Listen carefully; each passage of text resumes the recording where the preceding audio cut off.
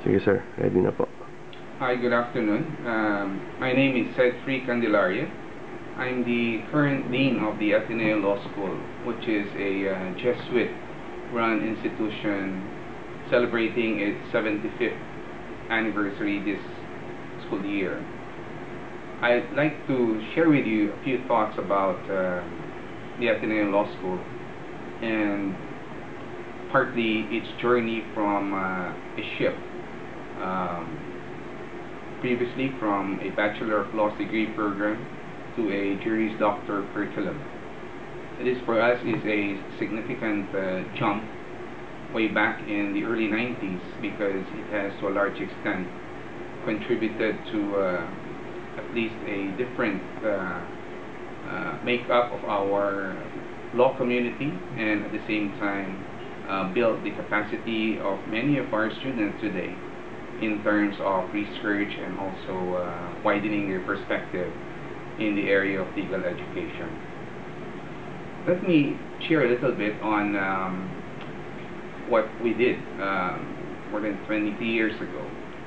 There was an initiative on the part of Dean Eduardo de Los Angeles and the law faculty sometime in the late 80s to study the shift from our regular Bachelor of Laws program towards a Juris Doctor degree.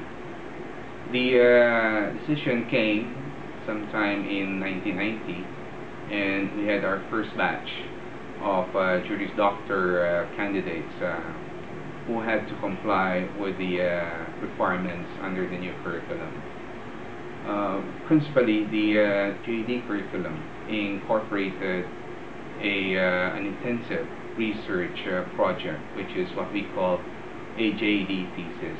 It's a 50-page thesis to be defended before a panel of faculty and external experts in various fields of law. So every student had to undertake this. At the initial offering, we allowed a group thesis, but during the second year, we embarked already on the individual thesis. I think, having seen the growth of the program since 1990, there has been a remarkable performance of our students, from first year to fourth year, in terms of research skill and capacity. There was also some doubt during the initial conception of the program that it might affect the bar performance of our graduates. On the contrary, I think the latest figures that came out of the Legal Education Board would actually attest to the supremacy of the shift to the JD curriculum. The Ateneo Law School registered highest with at least an 89% passing for the last 10 years. It is the highest among the law schools in the country. We are very appreciative of this evaluation made by the Legal Education Board because we think it affirms the experiment that we have made since 1990. The JD curriculum has at least revolutionized legal education in the country. If one were to go over the content of the JD thesis, it is heavy on the non-traditional fields of law. It also has a large international law offering. Plus, there is more practical and writing courses in the curriculum. For example, we can cite the apprenticeship program, which consists of about 240 hours that may be spent by students after second year, and also the continuing extracurricular exposure of our students to muting. Muting has actually gone into various components of the law curriculum. From the traditional international law mooting, it has moved towards mediation, environmental concern, arbitration, and this, to a certain extent, had also added a different component in terms of skills-based training of many of our students today. The law curriculum also allows what we call networking. Many of our students have been able to embark into career paths after graduation in what we call alternative law groups or non-traditional law practice. They are non-traditional because you don't normally end up with the law firms or with the corporate world, but these alternative lawyers take up causes of vulnerable and marginalized sectors in this country. And they have, in fact, led the formation of non-governmental groups that would take up the causes, let's say, of women, children, environmental rights protection, indigenous peoples, labor, fisher folk, persons with disability, and other vulnerable groups in the country.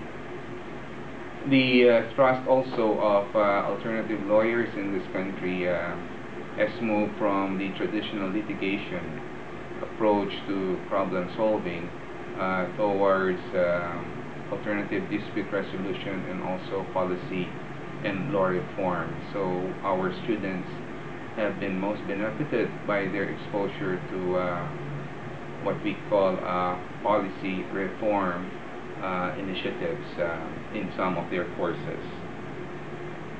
The curriculum also recently incorporated an internationalized approach to the various course offerings in the JD program. We tried as much as possible to link our regular curricular offerings to developments in international law today.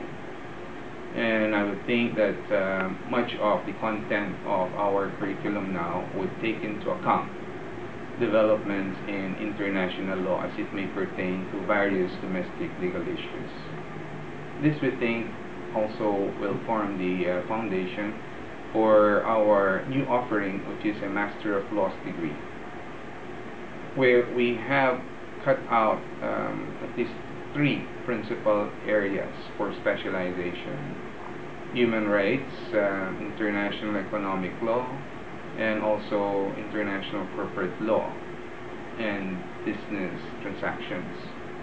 Under these three tracks, we also have cross-cutting issues. We will try as much as possible to make a dent within the region by looking at ASEAN issues and also alternative dispute resolution as two of the cross-cutting concerns in these three offerings of the Master of Laws program. The other component I would like to share is a rather recent development for many of our graduates today. We have found quite a number of our graduates opting for judicial service. Our curriculum has been drawn largely from the American concept, where the slant may have been in the non-judicial curricular offerings. We think that it is high time to introduce the concept of judicial service and judicial education in the context of our curriculum, if only to prepare our students who may opt for judicial service in the future. This will be a contribution to an early exposure of our students to the rudiments of judicial thinking and how judges actually will have to behave and perform in the context of judicial service. This is another contribution that we think we can make in the JD curriculum, and there will be very practical consequences for our graduates after they leave law school. As a whole, I think the JD curriculum that we have adopted has become the benchmark for legal education in the Philippines.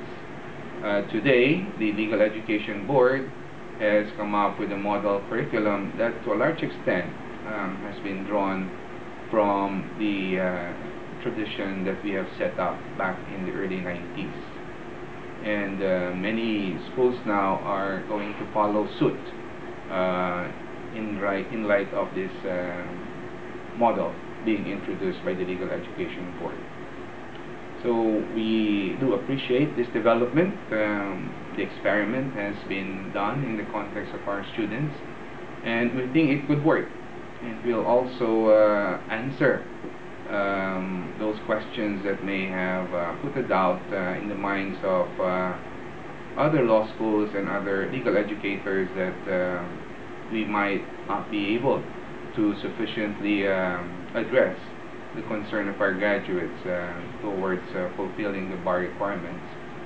On the contrary, as I said, we have gone beyond the bar requirement, and this, I think, is a major shift in legal education in this country. Thank you very much, and good day to you.